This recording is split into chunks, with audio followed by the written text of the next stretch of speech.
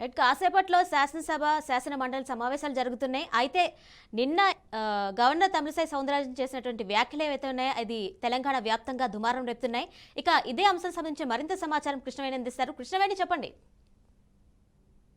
Fourth day sessions ఈరోజు start కానున్నాయి. దీనికి సంబంధించి శాసనసభ శాసన మండలికి సంబంధించి మరికొద్దిసేపట్లో సభ స్టార్ట్ కానుంది. అయితే ఈ నెల 9న శాసనసభ సమావేశాలు స్టార్ట్ అయ్యాయి. అప్పటి నుంచి సభ్యుల ప్రమాణ స్వీకారాలతో పాటు స్పీకర్ ఎంపిక జరిగింది. తర్వాత గవర్నర్ తమిళసై ఉభయ సభలను ఉద్దేశించి ప్రసంగించారు.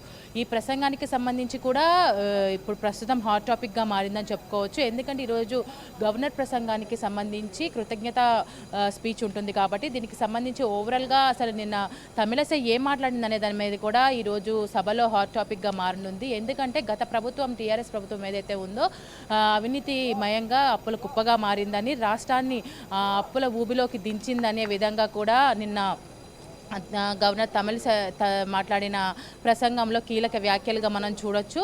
మరొకటి కాంగ్రెస్ ప్రభుత్వంలో ఎలాంటి సంస్కరణలు తీసుకొస్తుంది, ఎలాంటి అంటే డెవలప్మెంట్స్ తీసుకొస్తుంది అనే వాటిని చెప్తూనే అటు బీఆర్ఎస్ రాష్ట్రాన్ని అప్పులు కుప్పగా మార్చిందని చెప్పడం కూడా నిన్న కీలక వ్యాఖ్యలుగా మారాయి. అయితే ప్రధాన ప్రతిపక్షంగా ఉన్న బీఆర్ఎస్ మాత్రం ఇప్పుడు దీని మీద స్పందించనుంది. బీఆర్ఎస్ వర్కింగ్ ప్రెసిడెంట్ కేటీఆర్ ఈరోజు దీని మీద గవర్నర్ ప్రసంగానికి అంటే కృతజ్ఞత తెలుపుతూ కూడా దీని మీద మాట్లాడనున్నారు. సీనియర్ పొలిటీషియన్ తలసాని శ్రీనివాస్ యాదవ్ కూడా దీని మీద మాట్లాడతారనే వార్తలు కూడా వినిపిస్తున్నాయి. ఓవరాల్గా నిన్న బీఆర్ఎస్ మీద వచ్చిన ఎలిగేషన్స్ ఏదైతే ఉన్నాయో బీఆర్ఎస్కు సంబంధించిన లీడర్లు కొంతమంది ఇక్కడ పోడియం దగ్గర మాట్లాడుతూ కూడా అంటే మీడియా పాయింట్ దగ్గర మాట్లాడుతూ కూడా చెప్పారు. బీఆర్ఎస్ హయాంలో కూడా బీఆర్ఎస్ ప్రభుత్వం పాలనలో కూడా ఎన్నో సంస్కరణలు తీసుకొచ్చాము, పల్లెల నుంచి పట్టణాల వరకు అభివృద్ధి చేశాము, ఎన్నో జాతీయ అవార్డులను పొందాము. కానీ గవర్నర్ తమిళసై వాటిలన్నింటినీ గుర్తుపెట్టుకోకుండా కేవలం కాంగ్రెస్ రాసిచ్చింది చదవటానికి మాత్రమే చదివారనే తీవ్రమైన కామెంట్స్ కూడా వాళ్ళు చేశారు. అయితే ఈరోజు ఉభయ సభల్లో కూడా మనం చూసుకోవచ్చు. శాసనసభతో పాటు శాసన మండలిలో కూడా గవర్నర్ ప్రసంగానికి ధన్యవాద తీర్మానం అయితే ఉంటుంది. ఓవరాల్గా ఈరోజు అసెంబ్లీలో పరిగి ఎమ్మెల్యే రామ్మోహన్ రెడ్డి గవర్నర్ ప్రసంగానికి ధన్యవాద తీర్మానాన్ని ప్రతిపాదిస్తారు. చెన్నూరు ఎమ్మెల్యే గడ్డం వివేక్ బలపరుస్తారు.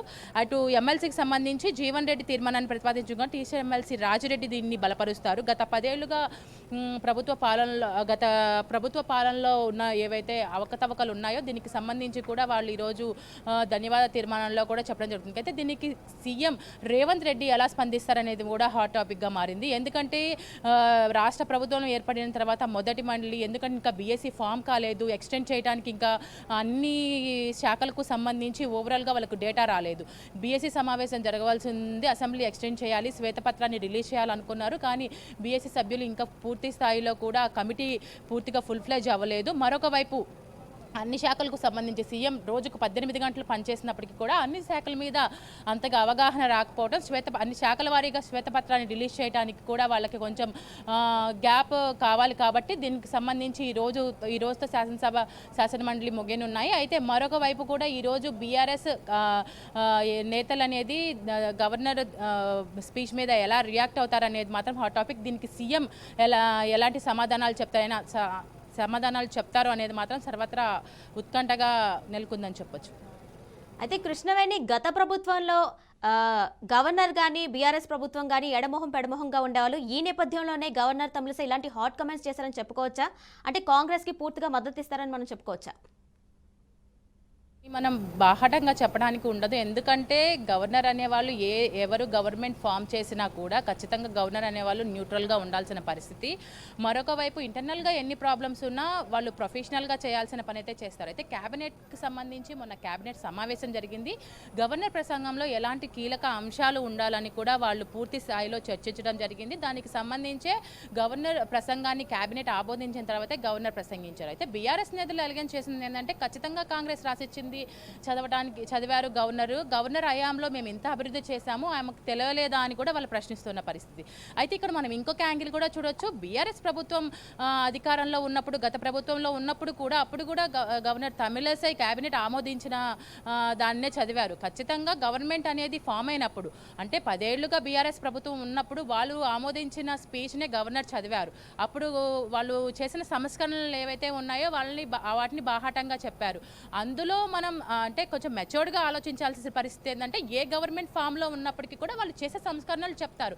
అలాగే ప్రీవియస్గా ఎందుకంటే కాంగ్రెస్ గవర్నమెంట్ పోయి బీఆర్ఎస్ గవర్నమెంట్ ఏర్పడిన తర్వాత కూడా 2.5 సంవత్సరాలు కాంగ్రెస్ అవకతవకలు కావచ్చు, రాష్ట్రాన్ని అప్పులమయం చేసిందని కావచ్చు, కాంగ్రెస్ మీద తీవ్ర ఆరోపణలు చేసింది బీఆర్ఎస్.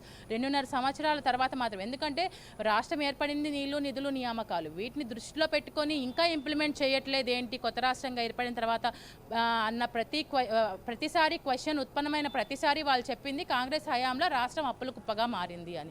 అదే స్టాండ్ని కాంగ్రెస్ తీసుకుంది. ఖచ్చితంగా అవకతవకలు జరిగాయి, శాఖలు వ్యక్తులకు పనిచేశారు, ఇక్కడ తీవ్ర స్థాయిలో అవినీతి కూడా జరిగిందని చెప్తున్నారు. కాళేశ్వరం కావచ్చు, టీఎస్పీఎస్సీ కావచ్చు, 10.5 ఏళ్ళు ఏదైతే నీళ్లు నిధులు నియామకాల మీద ఏర్పడిన రాష్ట్రం ఇటు నిరుద్యోగులకు కావచ్చు, అటు నీళ్ల విషయంలో కావచ్చు, నిధులు నియామకాలు కరెంటు విషయంలో అయితే భారీ అవకతవకలు జరిగాయని కూడా కాంగ్రెస్ ముందు నుంచి కూడా ఇలాంటి ఆరోపణలు చేస్తూ వచ్చింది. ఈ నేపథ్యంలోనే మొదటి రోజే ప్రమాణ స్వీకారం చేసిన మొదటి రోజే సీఎం రేవంత్ రెడ్డి అందరితో కూర్చొని అన్ని శాఖలలో ఉన్న ముఖ్య అధికారులతో కూర్చొని మాట్లాడటము, అసలు ఆదాయం ఎక్కడి నుంచి వస్తుంది, ఎక్కడ దుర్వినియోగం అవుతుంది, ఇంకా ఆదాయాన్ని ఎలా క్రియేట్ చేయొచ్చు అనేది, వాళ్ళ 6 గ్యారెంటీలు ఇంప్లిమెంట్ చేయాలి, ఇదంతా ఒక పక్క చేస్తూనే మరొక పక్క అవినీతి ఎక్కడ జరిగింది, బడ్జెట్ ఎలా కవర్ చేయాలి అనే దాని మీద కూడా ఆయన సమీక్షిస్తున్న పరిస్థితులు అయితే మనకి ప్రస్తుతం కనిపిస్తున్నాయి. అయితే ఓవరాల్గా ఈరోజు సభ ఎలా జరుగుతుందనేది మాత్రం ఉత్కంఠంగా మారిందని చెప్పొచ్చు. Right Krishnaveni, thank you.